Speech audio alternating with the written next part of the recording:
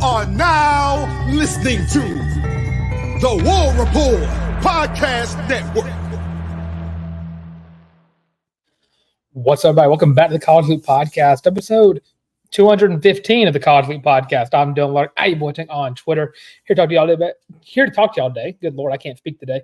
Here to talk to y'all today about the latest Auburn recruiting as Auburn picks up yet another top 100 player, or gets their first top 100 player of the 2025 class, in Eric Winters, the four-star safety out of Enterprise in Alabama, 6'2", 200.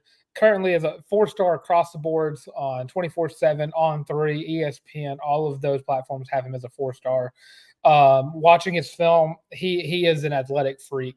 He plays quarterback too, so I mean, emergency quarterback if needed. But huge pickup. I'll get more into it in a second because we got some talking today about Auburn recruiting in the state of Alabama and what's going on. Chris, War Eagle. I am currently on vacation in Pensacola Beach, so I am currently living it up while it is freezing on the plains. But going through what I've seen from Eric Winters, he is just athletic as all get out. He plays basketball. He averaged 5 and 5 during his sophomore year. In his last year, his junior campaign, 19 tackles, had an interception, a forced fumble, had almost 500 yards passing, almost 700 yards rushing, and 112 yards receiving on offense with 12 total touchdowns. Just an athletic monster of a human being. Currently stands the number 5 overall safety in the class and number 5 overall player in the state of Alabama, which gives Auburn the number 6 class in the country.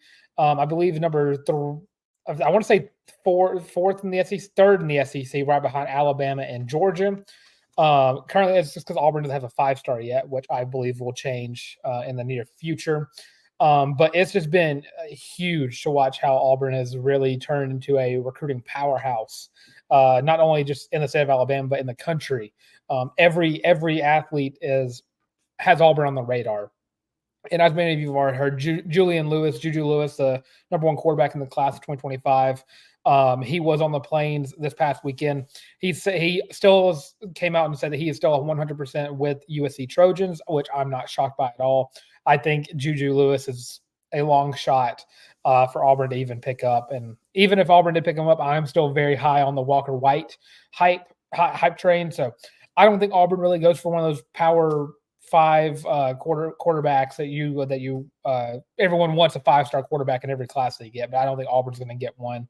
I think it kind of works out better for Walker White that way. So Auburn picked up Eric Winters, and with that, Auburn now owns 4 of the top 10 spots in the state of Alabama, with Malik Autry from Opelika, Jacayla Falk from Highland Home, Eric Winters from Enterprise, and Jordan Crawford from Birmingham, while also being crystal balled for Anquan Fegans in Alabaster. So Auburn with a chance. I believe Anquan's going to be committing at the end of the month, and he'll definitely be someone that I don't think that crystal ball is going to be wrong about. By end of the month, I mean end of next month, July 29th is whenever Anquan Fegans will be committing. And you look back, Antonio Coleman was also a big commitment whenever he flipped from Alabama, but of course flipped back to Alabama. Alabama does possess only 2 players right now in the top 10, while being favorite for Zion Grady, another prospect that Auburn is also heavily recruiting alongside Alabama and Georgia. But it's just been so fun to watch because I kind of get into what I'm coming from with Auburn being such a heavy recruiter in the state of Alabama. And last year we saw it with Perry Thompson. You saw it with Cam Coleman. You saw it in 2022 with Keldrick Falk. You're getting these higher end players coming to Auburn from the state of Alabama. From the moment I can remember and look back, Auburn has always been the 3rd or 4th place that a lot of these higher end recruits wanted to come to. You get Alabama, you'd hear about Georgia, Florida State, Tennessee, Florida. All of these schools were coming within the state of Alabama and out recruiting Auburn for these players. And it's just a breath of fresh air. Again, I'm going to say this every single time Auburn picks up a high-end recruit like this, which the class 2025, I think right now, number 6, top 5 is right there. As soon as Auburn picks up one 5-star, they're jumping into the top 5. 2026, I could see Auburn being one of the top 2 classes in the country. It's just the level of recruiting that's going on, and of course you got to have it on the field. That's going to be the best thing you can do to gain recruits is to win football games. So time will tell whether Hugh Freeze is a big time recruiter, and gotta see how he does in the games first. But I'm excited for this season. I believe everyone else is excited for this season. But looking at Alabama, they're still going to be the team to beat for a lot of these recruits in the state of Alabama. Naeem Offord, the number 1 recruit in the state, is currently committed to Ohio State, and both Alabama and Auburn are both competing, trying to get him to flip to their school. Bobby, what are your partner in crime? You talking about Tar? Tar has since moved on from the loop. That happened like a couple months ago, Bob. Tar's doing some great things over at Wesleyan College. So as I was saying, going into Malik Autry, Jacayla Falk, and Eric Winters, Malik Autry's been, I believe he's been committed to Auburn since last year. I think he was around the time where the class of 2022 was committing. Malik Autry was one of those guys who committed. And Auburn has really stayed true with him. Of course, Texas and Florida, I believe are both heavily recruiting him right behind Auburn. Jacayla Falk, same thing with him. Still trying to make sure you keep those commits committed. But looking at guys like going even further from the top 10, going in with I don't have a lot of faith in someone who still touts Robbie Asher. That's cool. I'm fine with that. Enjoy your day, Bob. But go in further, going down to the 15th spot, Carday Smith out of Mobile. Another big pickup in the offensive line room. Just going through, Auburn has a chance to pick up a lot of these guys within the top 20 in the state. And it's just so fun to watch Auburn do this. And again, Gus Malzahn did a good job of recruiting some of the higher end players as well. But never really had a chance to develop them into what they could have been. And now you're seeing the higher end players want to come be developed at Auburn. And again, you gotta really hope, and you gotta have patience that they can be developed. And we haven't seen Cam Coleman in action against like a team that wants to hit him. And you've seen him in A-Day. You haven't seen Perry Thompson yet.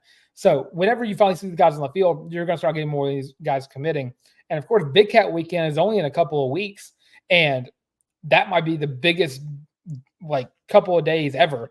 I am super excited to see all the players are going to be in attendance for that. I think you're going to get a lot of guys from this class. You're going to get 2026 guys, and you're going to get. I think Auburn could round up get about 3 or 4 like commits in that weekend because you're just seeing that level of hype from these athletes. You're finally getting that level of I want to be at Auburn. I want to go to the Plains. I want to play in Jordan-Hare Stadium. I want to be able to go root for Auburn basketball in Neville Arena. You're getting that from these athletes that are looking for places to continue their career, to look for places to take them to the NFL, take them to the next level of their careers. And it's just so cool to see Auburn finally doing that. And again, I can't really say much towards the development part. We'll get there.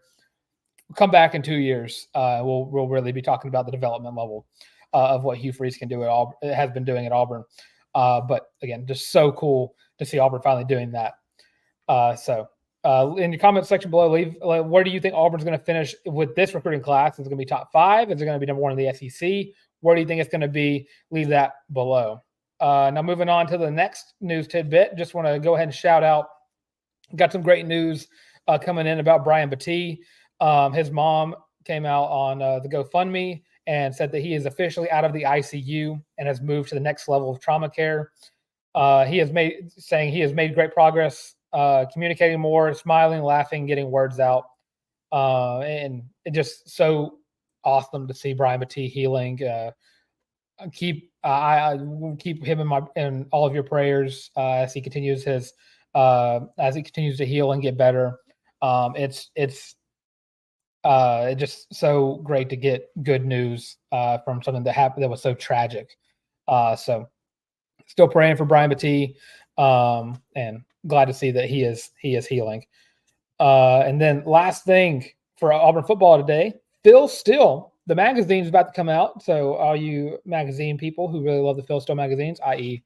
myself, he named his All-American teams, and Auburn gets one guy on the team, and Keionte Scott, who gets on the All-American team as the third team punt returner, which I think is pretty cool. Auburn getting a special teamer on there, especially with Keionte Scott getting, I think, Auburn's first special teams touchdown in, let's see, 3-4 years. I think 2019, Noah Igbenogany was the last Tiger to ever get a punt return or kick return touchdown. Keionte Scott did it last year. So super excited to see how Keionte Scott plays this year. Hopefully he gets on the All-American team as a defensive back, but I don't mind him getting some special teams accolades in and of himself. And that does it for a football segment. Again, if you're enjoying the show, make sure to leave where you think Auburn recruiting is going to end up in the class 2025 or class 2026, because they can now officially be contacted by the schools.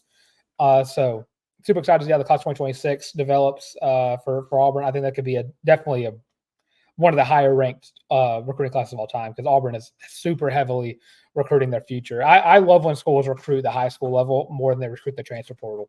And I understand Lane Kiffin's doing a great job at Ole Miss with the transfer portal, but I don't think that longevity of success really comes from the transfer portal. I think it really comes from the high school level.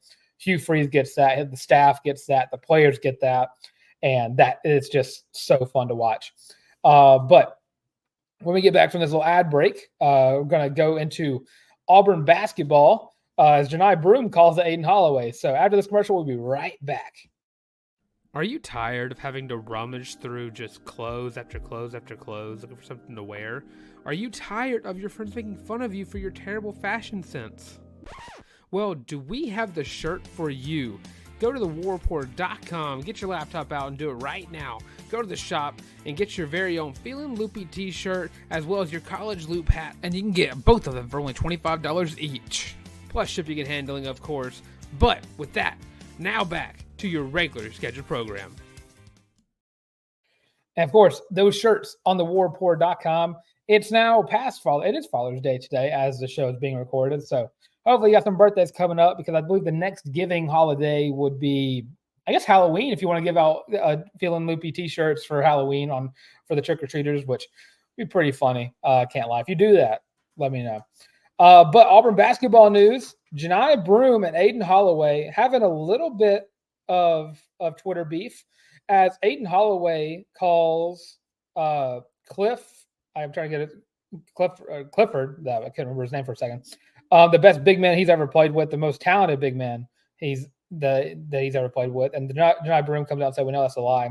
I think it's really funny to hear Aiden Holloway kind of talk crap about any Auburn player.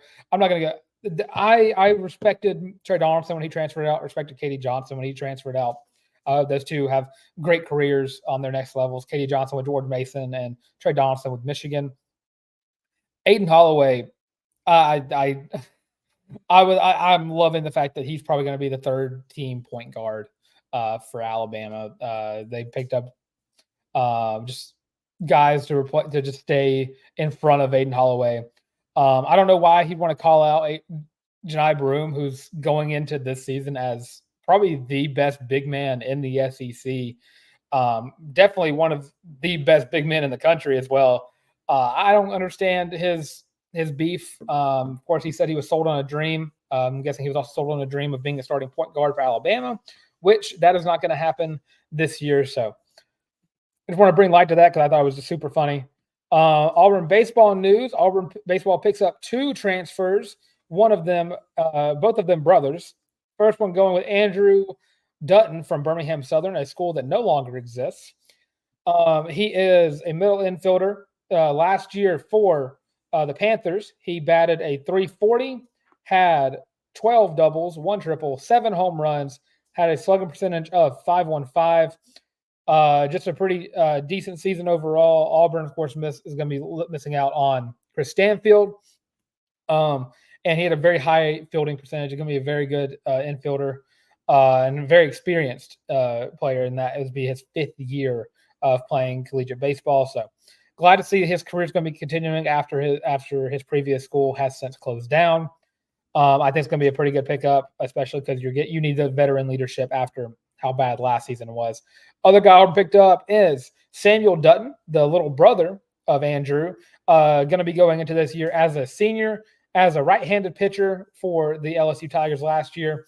He had a 6.02 ERA as a total in his career last year, 5.86, in only 4 starts and 20 games played. Gave up 3 home runs, had 18 earned runs given up, but he really loaded up the bullpen for Auburn softball, for Auburn baseball. Sorry, a correction on that. A bullpen that really struggled last year, really was the worst part of Auburn. And probably one of the main reasons they lost a few of those games where it just was really close. And Samuel the Sniper, what's going on, man? So glad to see the transfer portals that Auburn has now picked up, I think, 4 players in the portal. So that's huge, especially after you lost a few players.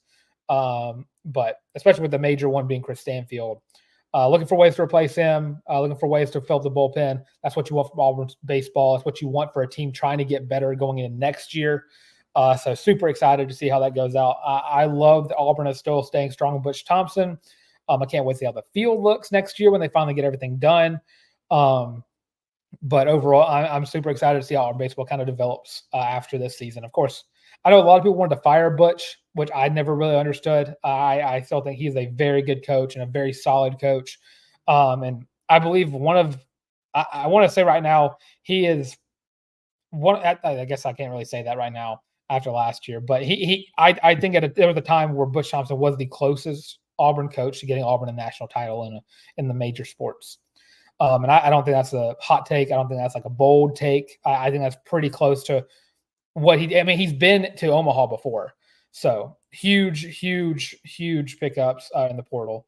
And then last bit of news before we kind of stick around for a little bit. And I see Samuel, see your comment in a second. Auburn softball has DJ Sanders as an assistant coach. He will be the hitting coach. Has had years of success at the SEC and the national level. In her one season that she had with Ole Miss, she helped Ole Miss get to 31 wins. Are we back? Okay, yeah. So my internet just completely shut off. So as I was saying, Auburn softball picking up a pretty huge acquisition with the new batting coach. One of Auburn's weaknesses last year, definitely in terms of games that Auburn could have won and didn't win, was because of the lackluster performances at the plate. Auburn relied too heavily on the lack of power hitters that they had last year. So glad to see DJ Sanders coming in and really helping Auburn fix that. I'm super excited to see what the Malvos can do with Auburn softball. I am super sorry that really threw off my entire thought process going on. But Samuel the Sniper, our clinical class is going to be so good this year. Eric Winters was a massive pickup. It was. And I know it's kind of going to have a nice little sandwich kind of completion to this episode. But I'm super excited for what Eric Winters can do. I love those athletic safeties that Eric Winters can be. Those guys who, looking back, like Jalen Simpson was one of those guys who was super athletic, was one of the best safeties Auburn has seen in not really a hot minute. I almost said that. But it continues Auburn's level of success at the safety position. I think Jaron Thompson is going to be one of those guys. And Auburn picked up a couple of guys in high school and the transfer portal I think can also do that as well. But super excited to see what Eric Winters can do. Super excited to see what this entire recruiting class can do. I think, again, this is going to be a top 5 class without a doubt, in my opinion. So can't wait to see how this class kind of goes out. With that being said, this is going to be a short episode tonight. Not a lot has been going on. The recruits have been coming in. We had a lot of recruitments get shut down. I think Ryan Gee shut his down. Donovan Starr shut his down. A lot of these guys have been shutting down their recruitments, which is super awesome to see happen.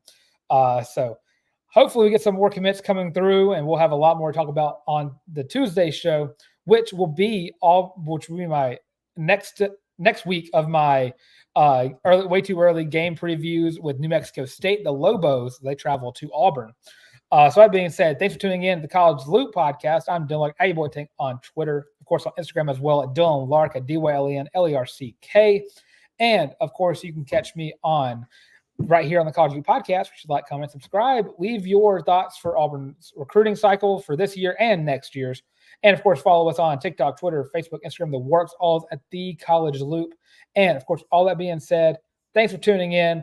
And this has been the College Loop Podcast.